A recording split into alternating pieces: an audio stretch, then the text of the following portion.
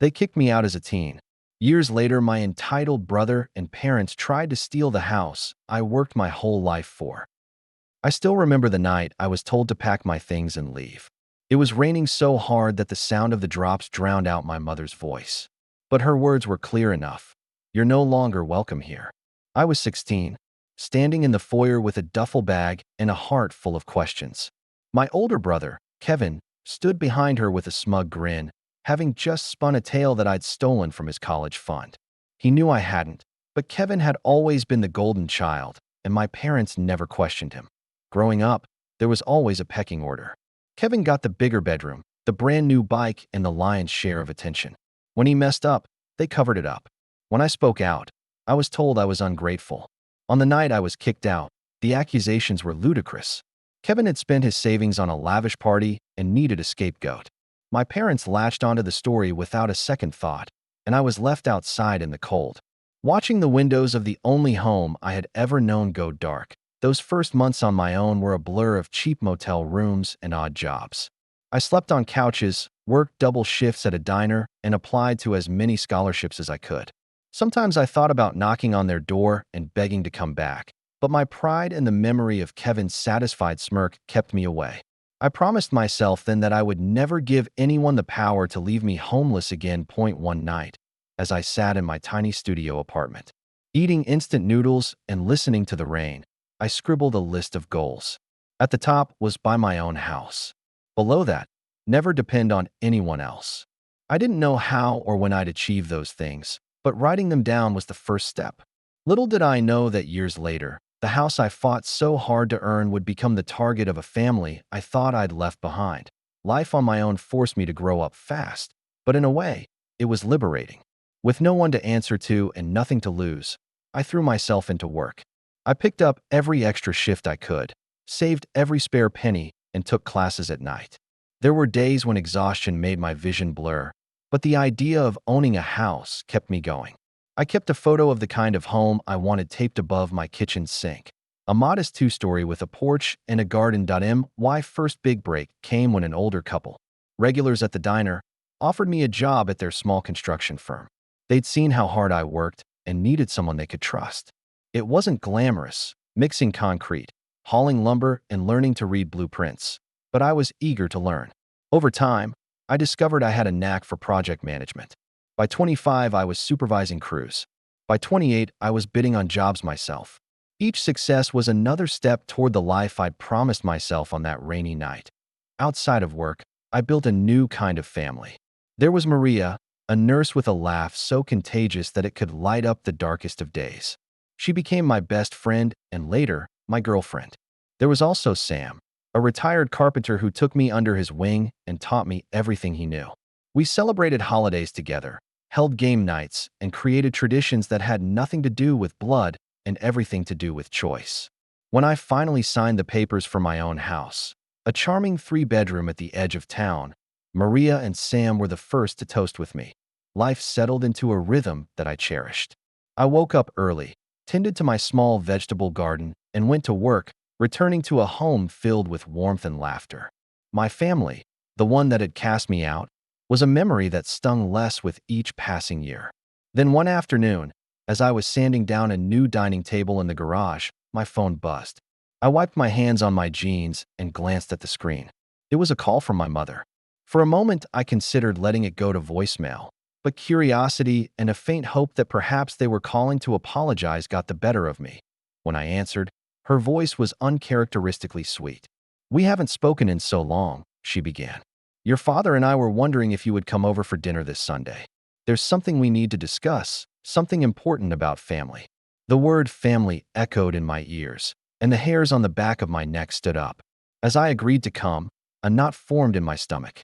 I couldn't shake the feeling that whatever they wanted to talk about had nothing to do with reconciliation and everything to do with the life I had built without them. Sunday evening arrived faster than I anticipated. As I pulled up in front of my parents' house, memories flooded back. Birthday parties, scraped knees, harsh words. The front yard looked the same, but the warmth I had associated with it was gone. Maria squeezed my hand before I went in, whispering, "Call me if you need anything." I nodded, took a deep breath, and walked up the familiar path. Inside, my mother greeted me with a hug that felt practiced, not heartfelt. My father grunted from his armchair, his expression unreadable.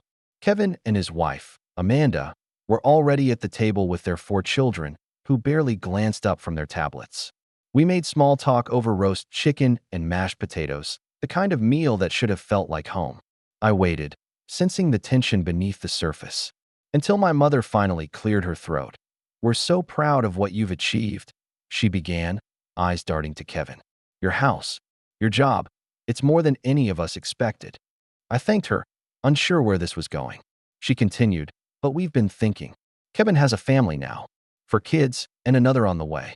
Their home is cramped, and, well, that house of yours is far too big for just you and Maria." She forced a smile. "Don't you think it makes sense for a real family to have it?" For a moment, I thought I'd misheard. Kevin chimed in, adding with a shrug, "You're single. No kids. You'd be doing the right thing. Mom and Dad agree." My father finally spoke. "You wouldn't be losing anything. We'd let you stay with us until you found a smaller place." It was as if they were offering me a great opportunity, rather than asking me to surrender the very symbol of my independence. Amanda remained silent, smirking as she cut into her meat. Anger bubbled up, but I tried to stay calm. "I bought that house with my own money," I said evenly. "I worked for years to have a place to call mine. You kicked me out when I had nothing, and now you expect me to give up everything?" "No." My mother's face hardened.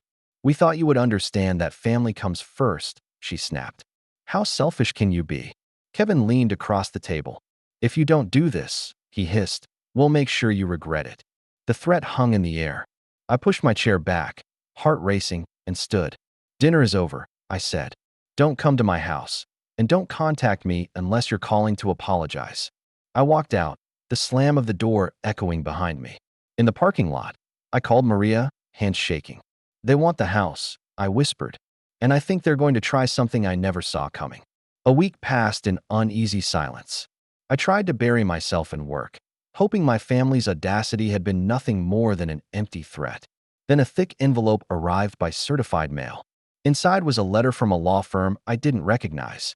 My heart pounded as I unfolded the paper and read, "Dear Mr. Lewis, we represent your parents and brother in the matter of property redistribution. Pursuant to family agreement, the house at 42 Pine Street is to be transferred to Kevin Lewis." The document went on to cite clauses of some supposed family trust and included a copy of what appeared to be my father's signature authorizing the transfer. Anger flared, but beneath it was fear. They had hired lawyers, drawn up paperwork, and crafted a narrative that painted me as a greedy, childless bachelor hoarding resources that rightfully belonged to a larger family.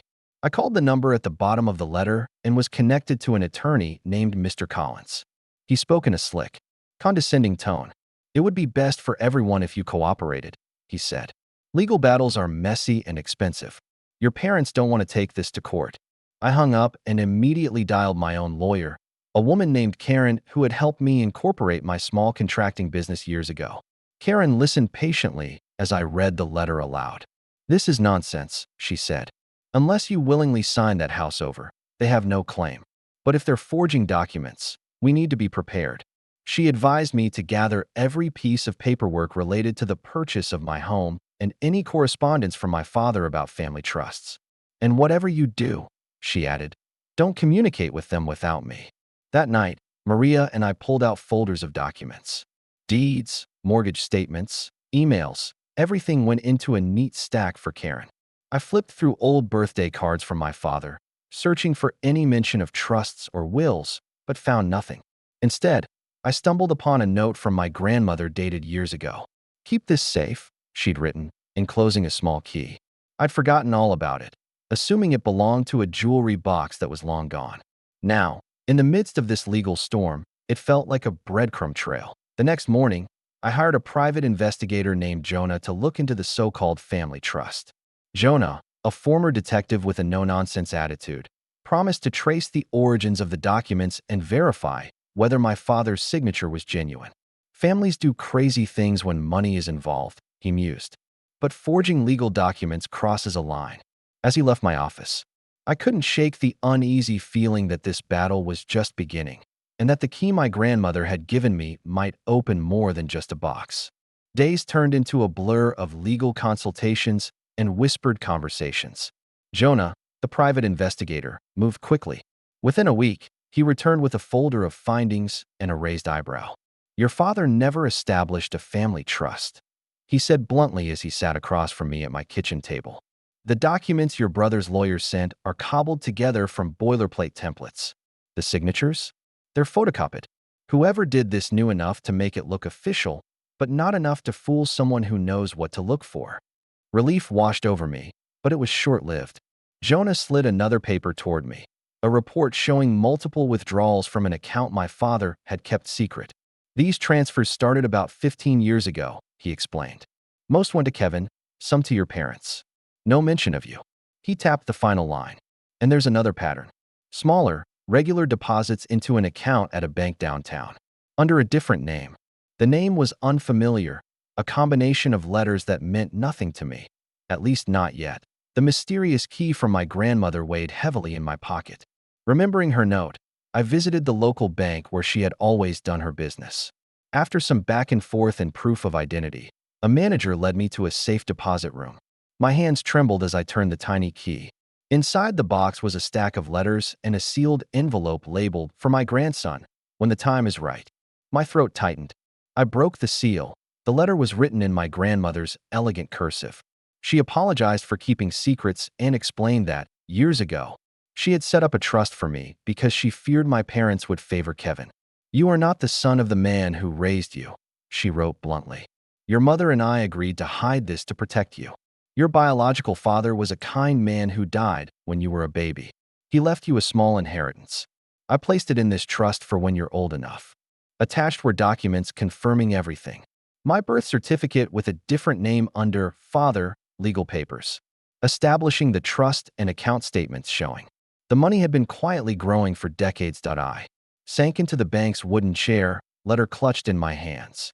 In a single moment, my understanding of who I was shattered and solidified. My parents' favoritism, my father's distance, even his eagerness to take my house, it all took on a new light. They had always known I wasn't his son. Jonah waited outside the vault. When I told him, he nodded slowly. "Families," he murmured, "are complicated, but this gives you more leverage than you realize." He glanced at the account name he'd uncovered earlier. "And I think you're not the only sibling your father kept hidden." The revelation about my biological father unlocked a cascade of questions I couldn't ignore. For days, I wrestled with anger toward my mother for hiding the truth and curiosity about the man who had given me half my DNA. I pulled strands of my hair into a mail-order DNA kit and sent it off, hoping for some clarity. While I waited, I visited Aunt Linda, my mother's estranged sister, who lived 2 towns over.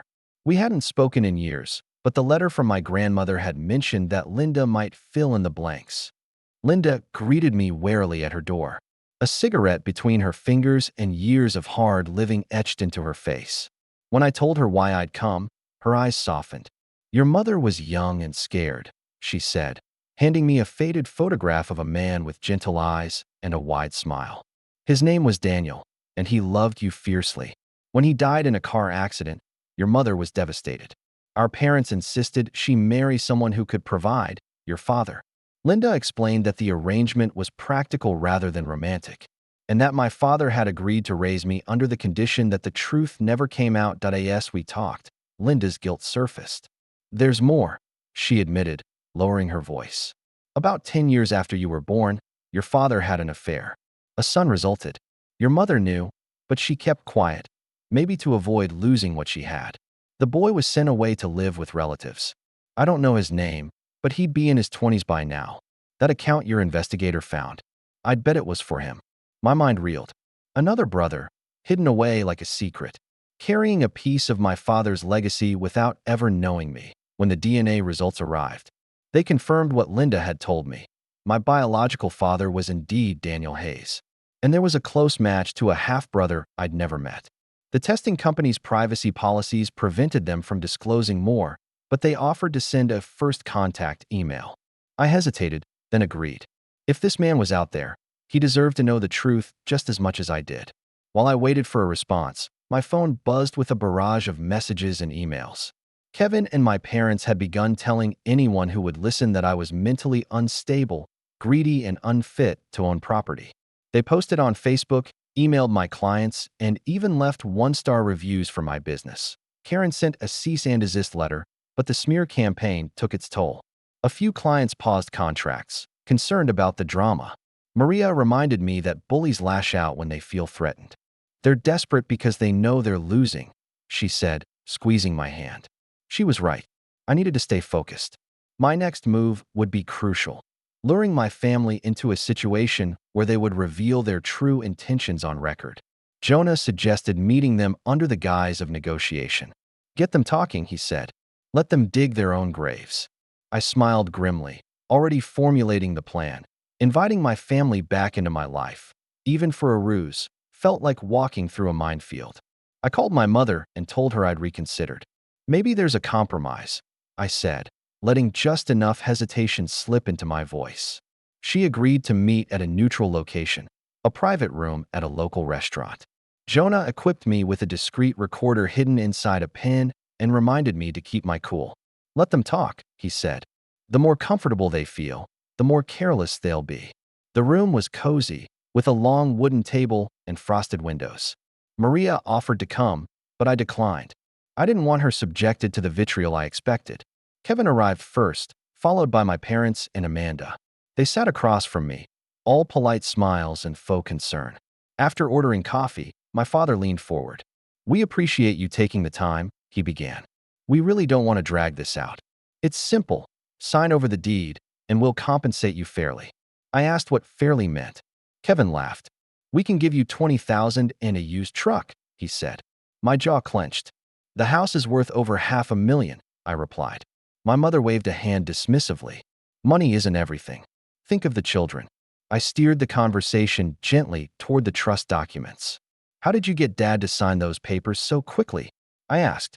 Amanda rolled her eyes. We have our ways, she said. Kevin smirked. We found Dad's old signature on some paperwork and scanned it. Easy enough. Lawyers just want a signature. They don't care where it comes from. The recorder captured every word, Amanda bragging about copying and pasting my father's signature. My mother confessing she'd told the lawyer I was mentally unstable to speed up the process. Kevin snickering about how fools who work with their hands don't know how to fight in court. When I expressed concern about the legality, my father shrugged. You're making this harder than it needs to be. We didn't throw you out so you could come back and shame us. Those words stung, but they were valuable ammunition to as the meeting wound down. Amanda leaned close, her voice dripping with venom. If you go to court, we'll ruin you, she whispered. We'll make sure everyone knows about your real father. You think people will hire a liar? I stared her down. Do what you must, I said evenly. Just remember that threats like that sound a lot like extortion. Her eyes widened briefly before she recovered her composure. The trap had been sprung.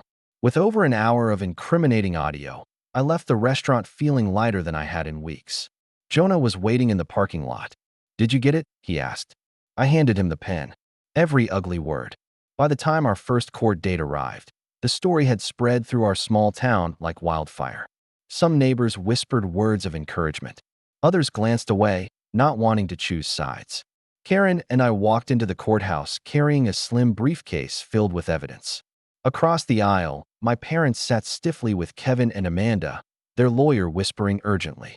The judge, a stern woman with silver hair, called the case to order.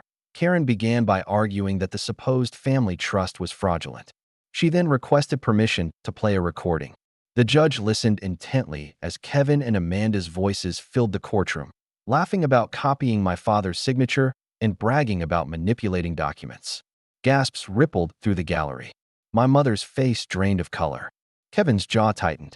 Their lawyer objected on grounds of privacy, but the judge overruled, citing the state's laws on single-party consent. When it was their turn to speak, my father attempted to save face. We were joking, he said, glaring at me. We would never forge anything. Karen raised an eyebrow. Then how do you explain this? She presented the documents from my grandmother's safe deposit box, proof of my biological father, the legitimate trust in my name, and the account withdrawals Kevin had been receiving for years. She outlined the timeline, pointing out that my parents and brother had benefited from funds meant for me, while simultaneously trying to take my home. The judge leaned back in her chair, fingers steepled. "Mr. Lewis," she said to my father, "why did you not disclose these trusts in your filings?" He stammered, offering a half-hearted excuse about forgetting. The judge was unimpressed. She issued a temporary injunction preventing any transfer of my property and ordered a forensic analysis of all related documents and accounts. "Based on what I've heard," she said, "there is sufficient evidence of fraud." As we exited the courtroom, Kevin's fury boiled over. "You think you're so smart," he spat, shoving past me. "This isn't over." Amanda pulled him back, but her eyes were full of hatred. Over the next few days, their retaliation intensified. Fake accounts appeared online accusing me of abusing Maria. Anonymous emails were sent to my clients claiming my company used cheap materials and cut corners. Someone spray-painted "thief" on my office door. It was clear that while we'd won a battle, the war was far from finished. The morning after the court hearing, my phone pinged nonstop. Messages poured in from clients, friends, and even acquaintances I hadn't spoken to in years. Screenshots of social media posts showed wild accusations. Contractor steals from family. Beware of Lewis Construction, unsafe and dishonest. One anonymous post insinuated that Maria had been hospitalized because of my temper. Each lie felt like a punch to the gut, not just because of the damage to my reputation, but because they originated from people who had once claimed to love me. My first instinct was to hide until the storm passed. But Karen insisted that silence would look like guilt. "You need to control the narrative," she said. Maria agreed. Together we wrote a statement explaining the situation, careful to stick to the facts. I posted it on my company's website and social media accounts, along with screenshots of the court documents showing the fraud allegations against my family. I thanked my clients for their patience and invited anyone with concerns to meet with me personally to discuss the quality of our work. The response was overwhelming. Longtime customers left glowing comments about my integrity and craftsmanship. Neighbors who had known my grandmother shared fond memories and expressed disgust at my parents' actions. A few clients postponed projects, but many reached out to affirm they were staying. The smear campaign had backfired in part because Kevin and Amanda underestimated the relationships I'd built over the years. Still, the stress took its toll. Each morning I checked my inbox with a knot in my stomach, bracing for new threats. Jonah traced some of the fake accounts back to Amanda's cousin and filed reports with the platforms to have them removed. I installed security cameras at my office and home after finding my truck tires slashed. One evening, as I was locking up the workshop, a figure approached me in the dimming light. My heart raced until the man stepped into the glow of the porch light and extended his hand. "I think we're brothers," he said softly. He introduced himself as Adam, the son from my father's affair. He had received the contact email from the DNA company and, after doing his own digging, discovered who our mutual father was. "I don't want anything from you," he added quickly. "I just thought you should know you're not alone." His presence was surreal. Here was a stranger who shared my blood but none of the baggage of my upbringing. Over coffee, Adam told me that he had been raised by his mother's sister and only recently learned the truth about his paternity. He'd spent his life wondering why he never quite fit in, and now, confronted with our family's dysfunction, he felt both anger and relief. Adam offered something else, too: evidence. His mother had kept letters from my father acknowledging him and making small payments into the account Jonah had discovered. These letters proved that my father had lied under oath about his finances and supported multiple children outside of his marriage. "I don't know if this helps," Adam said, sliding the stack across the table. "But if there's one thing I've learned, it's that secrets only hurt people when they stay hidden." Working with Adam felt both natural and surreal. We were strangers bound by blood and betrayal, united by a shared determination to confront the man who had tried to manipulate our lives. Together we spent evenings combing through the letters his mother had saved. My father's handwriting was unmistakable, warm when he wrote to Adam's mother, cold and transactional when it came to money. In one letter dated from the early 2000s, he admitted to diverting funds from a family account to keep Amanda and Kevin afloat. Another letter described how he'd convinced my mother that telling me the truth about my parentage would only confuse the boy and complicate our plans. Every word was a revelation. Jonah traced the account numbers mentioned in the letters to offshore accounts and shell corporations. The paper trail painted a damning picture. My father had been siphoning money from my grandmother's trust, meant for my education and future, to support Kevin's business ventures and pay off his gambling debts. When those ventures failed, he continued to funnel money to Kevin, hoping his golden child would eventually succeed and justify the investment. The hypocrisy was staggering. Karen filed motions to include the new evidence. In court, the judge's patience with my family's antics were thin. My father's lawyer attempted to argue that the letters were private and irrelevant, but the judge disagreed. "You introduced financial documents into evidence," she said. "You opened the door." As Karen read excerpts aloud, my mother wept silently. Kevin fidgeted, face flushed. Their attorney requested a recess, then approached Karen with an offer. They would drop their claim to my house if I agreed not to pursue criminal charges for fraud. Karen relayed the offer in the courthouse hallway. "It's tempting," she admitted. "You'd have your house, and they'd leave you alone." My mind raced.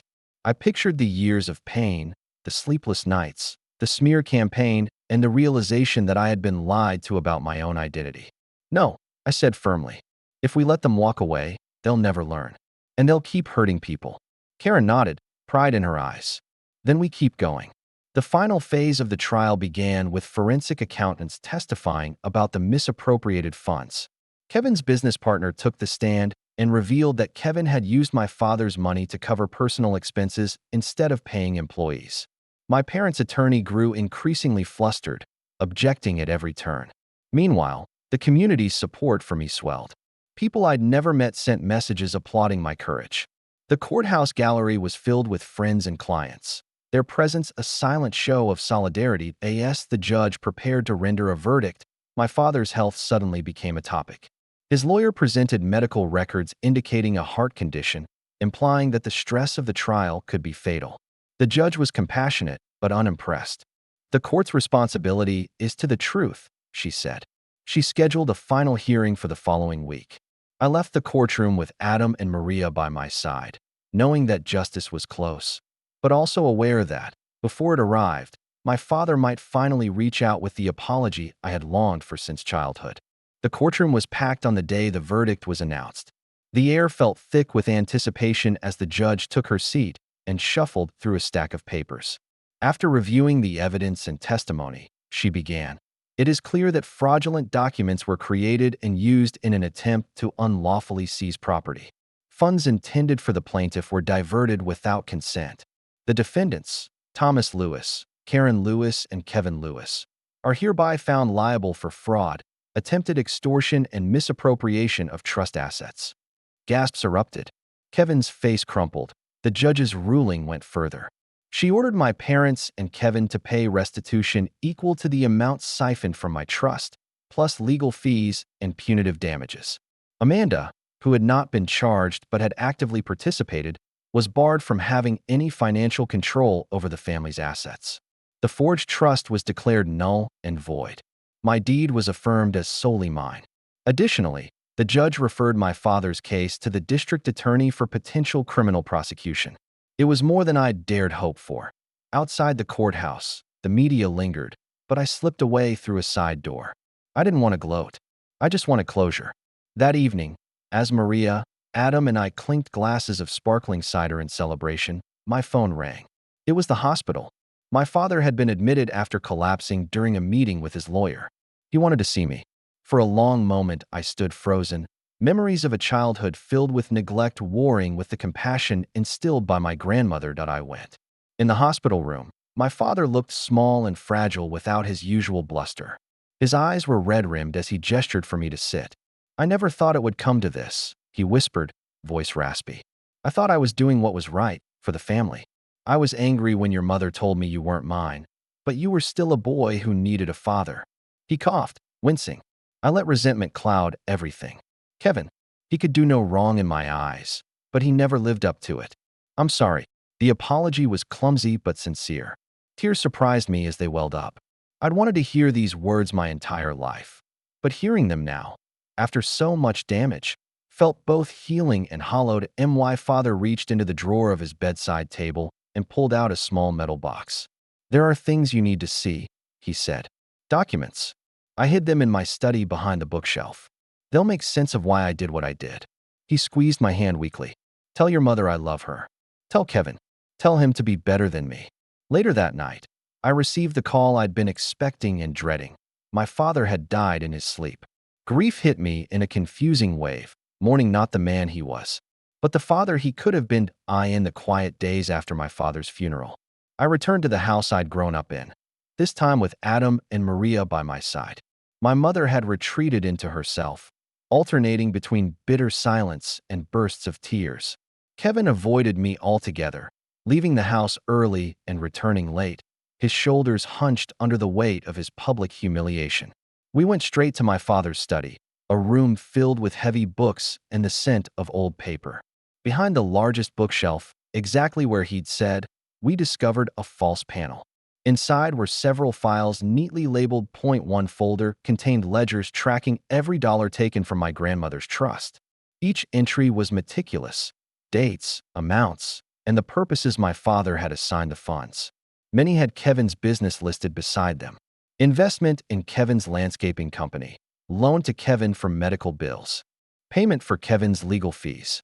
There were also bank statements showing transfers my father had made to Amanda's personal account, and even one payment to her brother. It was clear that my father had been propping up Kevin's life at the expense of my future. Another file held correspondence between my father and an accountant instructing how to hide these transfers from tax authorities. The letters were damning. In the same hidden compartment, I found my mother's handwritten journals. In one entry, she wrestled with guilt over lying to me about my parentage and expressed fear that if I learned the truth, I would cut them out of my life. Reading her internal conflict was painful. She was complicit, but she wasn't heartless. Armed with these documents, Karen filed a civil suit against Kevin and Amanda for restitution of the stolen funds. This isn't about greed, she told me. It's about holding them accountable. Kevin's lawyer attempted to negotiate, offering to sign over their parents' house to me in exchange for dropping the suit. The irony wasn't lost on me. I declined. Instead, we settled on a structured repayment plan enforced by the court, ensuring that Kevin would be garnishing his wages for years to come. Amanda's involvement resulted in community service and fines. For my mother, I faced a painful decision. The law didn't require me to sue her, and I chose not to. I visited her one last time. I can't forget what you did, I said softly, but I'm trying to forgive you for my own sake. She nodded, tears spilling over. I lost your father and now you, she whispered. I deserve this. We hugged awkwardly, and I left, feeling both relief and sorrow. In the aftermath, I decided to invest the recovered funds into scholarships for kids who, like me, had been pushed aside by their families. Adam and I grew closer, bonding over shared memories of a man we'd both known in different ways. We started a small foundation in our biological father's name to help young tradespeople start businesses. The house that had been at the center of the conflict became not just a home but a symbol, a reminder that independence earned through hard work and integrity can withstand even the most insidious attempts to undermine it. With the legal battles behind me and the house secured, life took on a quieter rhythm. Yet internally, I had to rebuild just as deliberately as I had with bricks and mortar. Therapy sessions helped me untangle years of resentment and abandonment. Maria and I took long walks, discussing the future without the shadow of my family's manipulation. I learned to set boundaries, something I'd never been allowed to do growing up. When Kevin and Amanda stopped payment on the first restitution installment, I reported it without a second thought. The court enforced the order, and they learned that consequences wouldn't be dodged. Our foundation flourished. We funded toolkits for apprentices, sponsored trade school scholarships, and mentored young people from difficult backgrounds. Seeing their gratitude and watching them succeed filled a part of my heart that had been empty for years. Adam often joined me at workshops, sharing his own story of feeling out of place and finding belonging. Together, we turned the ugliness of our father's deceit into something positive. The bitterness didn't disappear overnight, but it slowly diluted into purpose. Kevin, meanwhile, lost most of his social circle. Without financial bailouts, he had to work steadily for the first time in his life. Amanda left him soon after the court ordered wage garnishments, taking the kids to live with her parents. Rumors reached me that Kevin had started attending anger management classes, I didn't rejoice at his downfall, but I didn't pity him either. Actions have consequences. Point one crisp autumn morning. A letter arrived with Kevin's handwriting on the envelope. My hands trembled slightly as I opened it. Inside, he wrote that he was sorry for lying, for taking what wasn't his, for resenting me for something that was never my fault. He admitted that Dad had fueled his sense of entitlement and that he didn't know how to be responsible until everything collapsed. I know I don't deserve forgiveness, he wrote, but I hope someday you'll think of me as a brother again. I stared at the page for a long time. The anger I expected didn't come. Instead, there was a quiet sadness for both of us and the years we wasted fighting over what never should have been contested that I didn't write back right away. Instead, I folded the letter and placed it in the same drawer as my grandmother's note and my father's last words. Healing, I realized, isn't a single decision but a series of choices made every day. In that moment, I chose to live my life free of bitterness, open to possibilities but cautious with my trust. Weeks passed before I mustered the clarity to respond to Kevin's letter. In that time, I replayed our childhood memories, riding bicycles down the gravel road, whispering secrets under the covers, competing for our father's approval. Those moments were real, even if the years that followed had eroded their warmth. Sitting at my dining table with Maria and Adam nearby, I began to write that I acknowledged Kevin's apology and expressed my own regret that our relationship had been poisoned by favoritism and lies. I told him I was open to rebuilding something between us, but it couldn't be the same as before. Trust isn't a light switch we can flip, I wrote. It's a bridge we build together, plank by plank. I laid out my conditions: honesty, respect for boundaries, and no discussions about money or properties. We would meet in public places at first, and if he defaulted on restitution again, contact would cease. It felt clinical, but it was necessary for my peace of mind and for any hope of a healthier relationship. A week later, we met at a cafe on the edge of town. Kevin looked older and thinner, his arrogance replaced by a tentative humility. We spoke about neutral subjects: our jobs, the weather, a book he was reading in his therapy group. When he mentioned missing the kids, his voice broke. "I want to be better," he said quietly. "For them, and maybe for us." I nodded. "Being better is a daily choice," I replied. "We can only control what we do next." As we left, we shook hands, a simple gesture, but a start. Back at home, I sat on the porch watching the sun dip below the horizon, the sky streaked with orange and pink. Maria joined me, leaning her head on my shoulder. "Do you ever think about leaving this house?" she asked softly. I smiled, remembering how much this place once represented safety and later became a battleground. "Sometimes," I admitted, "but it's not about the house anymore. It's about what we've built here, together." We spent the evening laughing with friends, playing cards, and sharing food in the backyard. The same walls that had been threatened now echoed with genuine joy. That I realized then that home isn't defined by walls or deeds. It's defined by the people inside, the love shared, and the boundaries respected. My story was far from typical, yet it resonated with so many because it highlighted universal themes: resilience in the face of betrayal, the power of chosen family, and the necessity of standing up for oneself. As I prepared to close this chapter, I felt an unexpected calm. I had faced my past, carved out a future, and learned that forgiveness doesn't erase hurt, but allows growth beyond it. Months passed, and life slowly stitched itself into something steady again. Kevin and I met a handful of times, always with caution, always with the invisible weight of the past between us. He kept his end of the restitution, working a steady job for the first time in his life. Sometimes I saw flickers of the brother I remembered from childhood, genuine laughter, a spark of loyalty, but I never forgot how deep the wounds had cut. Forgiveness, I learned, is not the same as forgetting. It is choosing to move forward without letting the bitterness poison you. My mother lived quietly in the family home. We spoke occasionally, but I kept conversations short.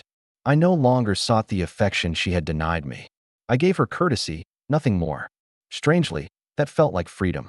Adam and I grew closer, brothers forged not by shared upbringing, but by honesty and choice. Together, we continued our foundation, helping young people who'd been underestimated and cast aside.